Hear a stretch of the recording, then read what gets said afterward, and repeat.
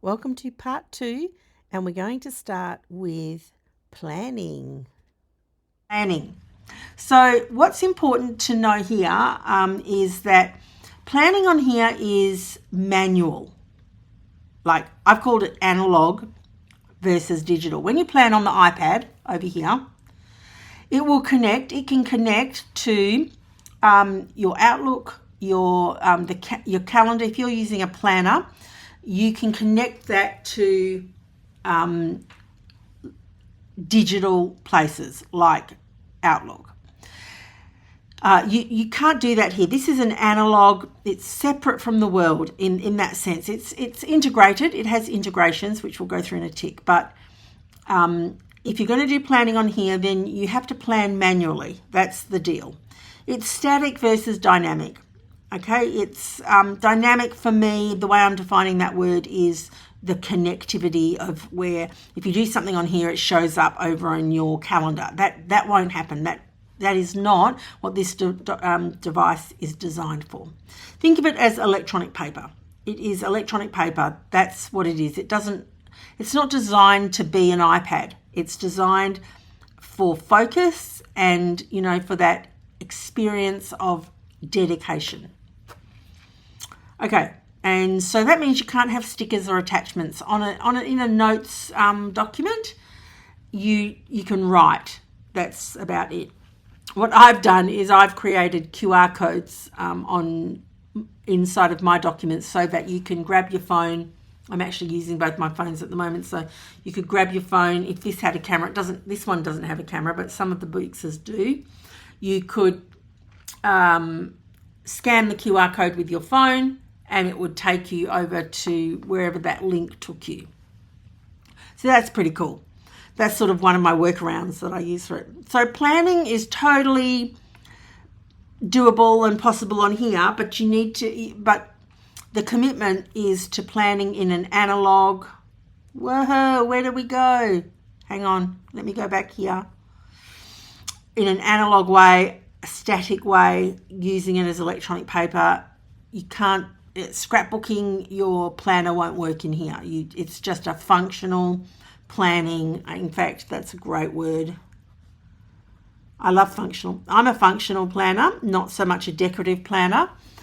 So decorative planning on here isn't going to work for anybody. So just so you know that, give you the heads up. Functional planning, writing what you're doing on each day, that's cool. That works really well.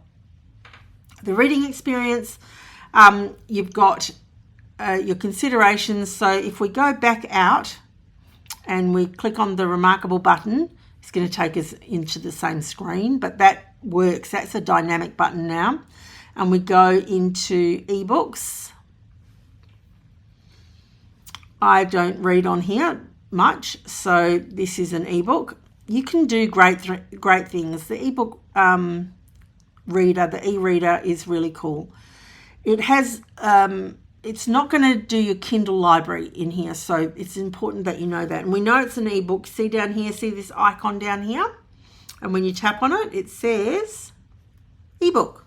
So that's how you can find out when you're familiarizing yourself with all of the file types. There's basically two. There's PDFs and EPUBs, and there's also PNG files. While you're familiarizing yourself, you can check in here to see where you are if you get a little bit lost or you sort of don't know what's happening for a moment. But look, annotation on here is great. You can highlight. You can see that I've used the highlighter pen here and just gone, wow. And you know that it straightens up your line now, the highlighter pen, which is really cool. And you can just swipe, how you would for in the other document. You can add a notes page to your booklet that you're in, your ebook. And you can do you can do the things that you need to in that notes page as well. You can also label. So I put a label on here just so that you could sort of see that. It turns black when you've got a label. You can put more than one label if you want as well. You'll find that with layers, again, because it looks at it like a PDF document, because basically it is, so you don't have access to any other templates. When you add a notes page, you don't have access to any other templates in here, right? You use the blank, and you can type as well, which is cool. So no template access, use blank note pages. You've still got your keyboard, your pencil cases, you can add tags, add layers, you can still do your screen sharing here, and you can send by email as well. You can convert to text on this blank page.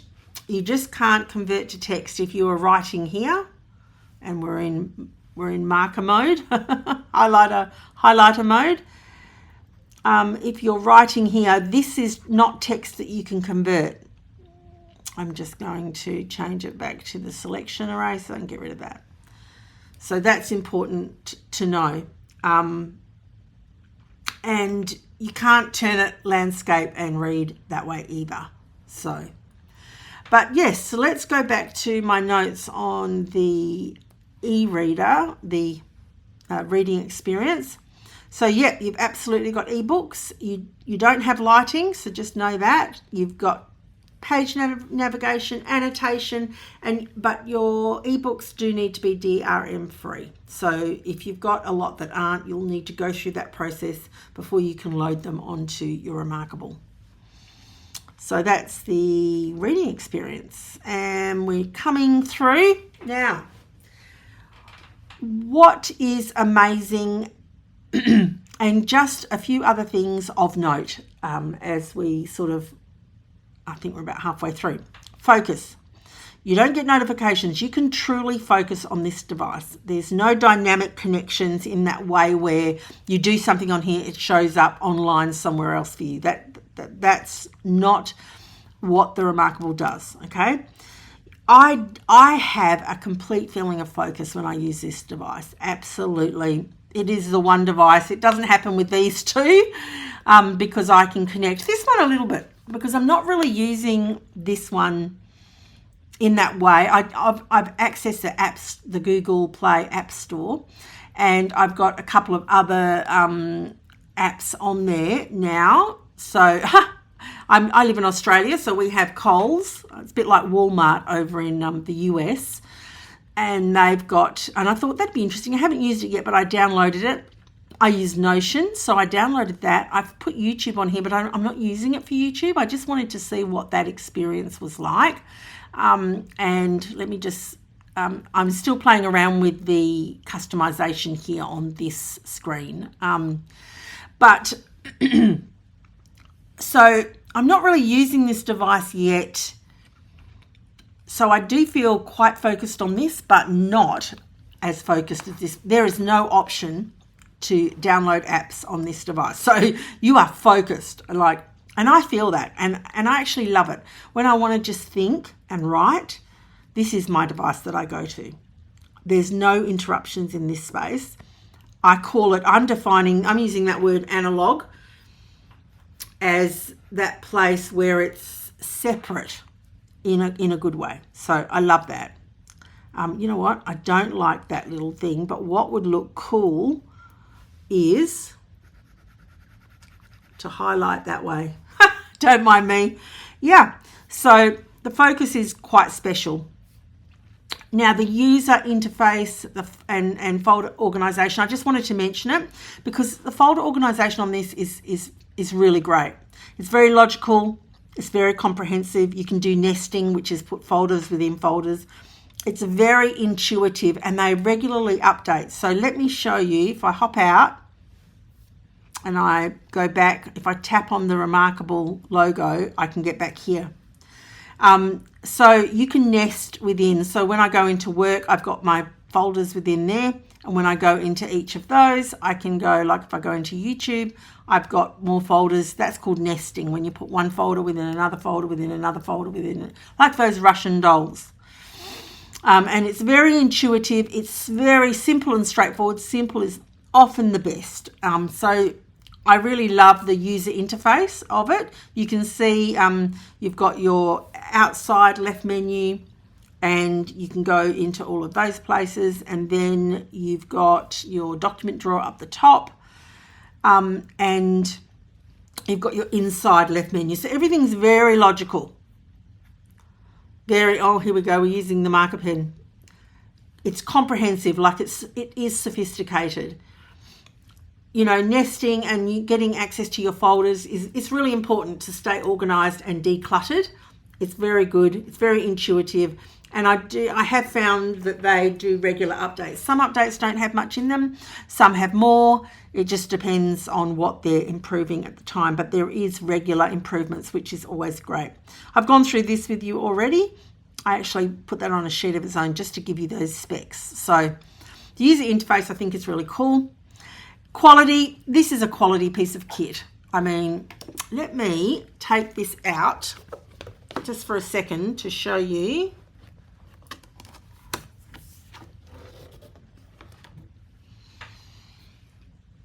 How super thin it is, and it's beautiful. It is beautiful.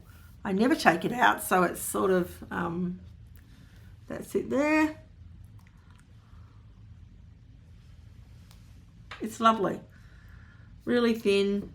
I've heard that the BOOX Go is thin. I would love to do a review on that. I would love. How do you do those reviews for the companies? I'd love to do that.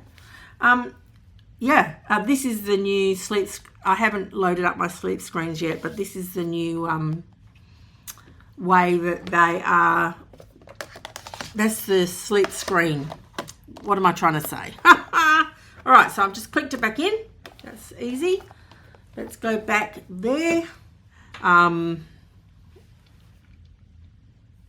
let us, again, you can get into your recents by clicking up the top. Oh, that's a video I'm going to do on getting decluttered. So it's quality kit. I think it is lightweight, and it's made of very good materials. You can sort of see that. File formats, I've done a video on this, so please go for an extensive, comprehensive listen and learn there. But basically, on the website, they talk about the PDF files and the EPUB files, and I'm going to turn this back to calligraphy. But I think what information that you will need is to understand PNG files as well and how that works. And I explain all that in that video, so you can go and have a look at that if you're interested in that. And the note here is that this is a native notebook. Again, we know this because it says notebook, doesn't say PDF. It's got this icon, which this is one of the recent software updates that they've done, is change these icons down here so that you can recognize what they are. And I call this a native notebook because it's the default type of notebook that you would create on the Remarkable. And it is made up of PNG files. So it's good to know that. Whereas when you upload a document, a PDF, it will be a PDF when it's multiple pages, and also it could be hyperlinked. So again, you can go to this video and you will get a lot more information. I'm just going to get rid of those two because I love my page looking beautiful. Yes, you can get more information at that video. So I think I'll put a card up the top. So look up the top of the cards. Also, just so you know, the links to everything that you may want that I might talk about, pens and my planners and my shop over on my website, the links are down below. So feel free to, and I'd love you to like and subscribe. That would really help me with the YouTube algorithm, help get the word out there. That would be really cool. Any love is always appreciated on the channel. So gestures, I wanted to just go through a couple of really useful gestures. One of the good things is they're always updating them. They save you a massive amount of time, and there's some lovely shortcuts. So let's just do three. The first one is the document drawer. You've seen me using it. I use it all the time. It's almost like having, oops, I tapped the screen then. It's almost like having a split screen, almost. These are the last, I think there's 9 or 8. Let's count them together. Let's go. Where is it? 1, 2, 3, 4. folders. 5, 6 inside another document. 7, 8, 9. Yeah, there's 9. There's 9 up here. And favorites, again, you can put a star next to a document out in your home, on your home desktop, and it will show up here. And I'm pretty sure there's 9 in there as well. So that's really, really useful. That's the document drawer. The quick close is one finger down from the top. That's it. You just pull down, done. And the other little one, which I don't know how many people use it, is the quick browse. So when you pull up from the bottom, you get this. So there's 20 pages in this document. And when I hold the bubble, I get a preview of each page. And it's really cool to be able to go, oh, let's go back to the drawing page. You can just let go. You can do that.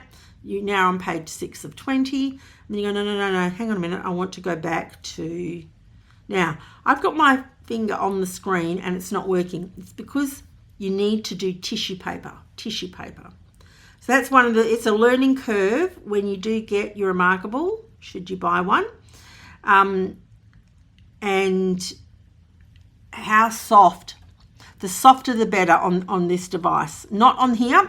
I'm now adjusting because on this one, if I do tissue paper on here, I get nowhere. It doesn't do anything. I have to actually do a regular touch and pull on that one. But this one, no. There is a difference between them. All right, coming down now. Integrations. I've got a whole video on this and it's got really great information. I show you on my laptop and then I take you across to the Remarkable tablet to show you how to set up all of these. The sun is rising here in Perth in Australia, and it's starting to shine in my eyes. Let me just... I was up early this morning. I wanted to get this done. There we go. It's not shining in my eyes anymore. All right. So you've got integrations. You can always email yourself a PDF version of anything that you make and create in here. And there is some Remarkable cloud storage. I won't, because the information changes over in the last year. This has changed a few times, so I'm not going to go into it, but you certainly are welcome. You could go to remarkable.com and find out what they've got on offer at the moment. But again, see the video for integrations. I've also got a video on backups, just walking through your options. So if you do get a Remarkable or you are using a Remarkable, you would want to do regular backups of any documents that you want to keep, just so that, like, it doesn't matter what device you're on, even if you're using this one, even on your iPad, whatever you're doing, I always make sure I've got backups of whatever documents I want to keep, because you just don't know what you don't know, right?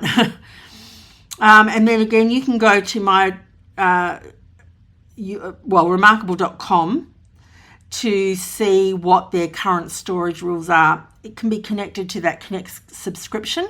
Again, that's sort of out of my laneway here. But you can, if you go to remarkable.com, you're curious about that, you can go and see what they offer you there. You can duplicate. So just remember that when you're doing backups, you're making a second copy, right? And you're duplicating it and you're putting it in one of those 3 integrations, Google Drive, Dropbox, or OneDrive. So, but there's a video dedicated to that. There's a video also on my channel dedicated to this one, customization. I think I'll look up in the cards and just click on it if you would like to see that. I will add cards to this video. So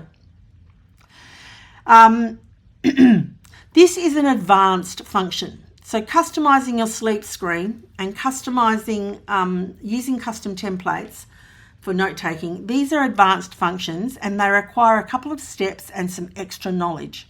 You also, if you're not a software programmer, because you can do it if you know how to program and access the filing structure in the back of here, then you'll need a third-party app. If you're not going to do, if let's face it, most of us are not going to do the software programming, then you'll need a third-party app, and it does depend. There's whether you are a Mac or a Windows user. So they're different apps for different ones, because not not all, there's only a few apps actually around, and they don't all work on both devices. So you just need to check that, and just be aware if you're customizing your sleep screen. So you can see on my sleep screen, I have not got my, like this is one of my sleep screens. I've got a whole heap of sets of sleep screens over on my website. My website is wholeheartedmecollective.com. So I use them, and I normally update them, but sometimes I can't be bothered because every time each software update, all customizations need to be reinstalled. Right, now this goes for sleep screens and notebook templates, which I'll explain in a moment. When you put it in, this is the sleep screen Remarkable provide. You can customize this and upload your own like I've done here. With this one, when there's an upgrade, it doesn't change my sleep screen. In here, when there's an upgrade, it puts it back to 0. Currently, in this current software, they may change that in the future, but that's how it is at the time of making this video. And the custom templates are the same. It is possible to have your custom template. It is possible to use a third-party app if you don't know software programming. Just know that after a software update, you will need to reinstall the template. And there is a video on both of these on my channel that's dedicated to this, but it is for a Mac. So I have not done one with a Windows machine because I have a Mac. All right, so both videos are showing you with a Mac and with a certain third-party app that I've got, that I use. It's called e-ink pads. All right, so just know that if you do upload a custom template, you do make a notebook with it, and then there's a software update and you reinstall it, do not change the file name because it will reassign that template back to your notebook. So you don't need to worry about that, but if you change the template name, it won't know that's the template. So you just upload it. I just keep a folder with mine in it, and I just drag them all across again. That's how I do it, and then it reassigns everything. So we're coming to the end now. I just wanted to finish on searching. I have a video dedicated to this too that you can go and check if you'd like more information. But basically the search function on the Remarkable works from the home screen and also within the document. So you've got two places. From the home screen, you're searching through file names, folder names, ebook names, PDF names, and tags. That's what you can search for on the home screen. And within a document, you can search any typing. So it doesn't search through handwriting. Understand that, yes. GoodNotes will. GoodNotes is probably the most powerful handwriting search that there is. It's even better than the Apple, the MacBook. And I don't know how Windows machines go with that. But I can search all of my handwritten notes on GoodNotes in my iPad. I haven't been as successful with the BOOX so far. I've been playing around with it, and I haven't been able to do it like I can with the iPad. And you can't search through handwriting on here. It does have OCR, optical character recognition, and that is to convert writing to text inside of a notebook. That's what the OCR is for. Currently, in the current software, anyway, again, they may change it in the future. So just know that when you're searching for typed text here and typed text here. And you can, when you're inside of a document, search per page and per document. And it works really, really well for your typed text. All right, so there are all my notes on what the Remarkable can and can't do. This is a great piece of kit. If you need to do any of the things that I've just discussed, this is a great device for you. And we didn't go into pens, but I have found that they all work with the Remarkable. So, and they all vary in price. This is probably my favorite, the Norris Jumbo. Although I'm loving this little BOOX pen. Let me add a page. And this apparently is not even the best BOOX pen. There's another one, BOOX pen, sorry, that has a rubber on it. And this one does not have a rubber. But it has a great feel. It's quite firm. So in terms of firmness of the nibs, I would put them in that order. So really firm, medium, and soft. So I would sort of, depending on how you like to write. Having said that, hello. Yeah. I mean, that is, you know, bordering on soft, medium soft. It just, this one feels like it sort of moves under writing, sort of. That's why I'm saying that's the softest. But anyway, you'll only know once you use them which one you really like. But yeah, so in terms of the pens, you do need to have a pen that can work with your device, and the costing of that will be depending on what product you're looking at. You can check to see what's, I know that a pen's included. If you buy from BOOX directly, then a pen and a cover is included. But if you buy from a shop that sells a BOOX product, you do not get a cover included, but you do get the pen. So that's how I got this pen. It was included in the price, which I thought was really economical and very good. When you're buying the Remarkable, you do not get a pen, you do not get a cover. When you're buying the iPad, you do not get a pen and you do not get a cover. So with the iPad, you've got to buy all those things yourself. With the Remarkable, you've got to buy all those things. With BOOX, they give you a pen, and sometimes if you buy straight from them, they give you a cover. But check that. Please don't take my word for it. Check that, because things change. At the making of this video, that was what my research showed me, and I obviously bought this, so that's what I got. But please check, because these things can change. They change all the time, actually, so you check for yourself. But anyway, I hope that that was useful for you. I would love you to give me a thumbs up, say hello. Let me know what you're using it for. Ask me any questions that you would like. That is my long-term review on the Remarkable 2. Okay, I'm going. Bye.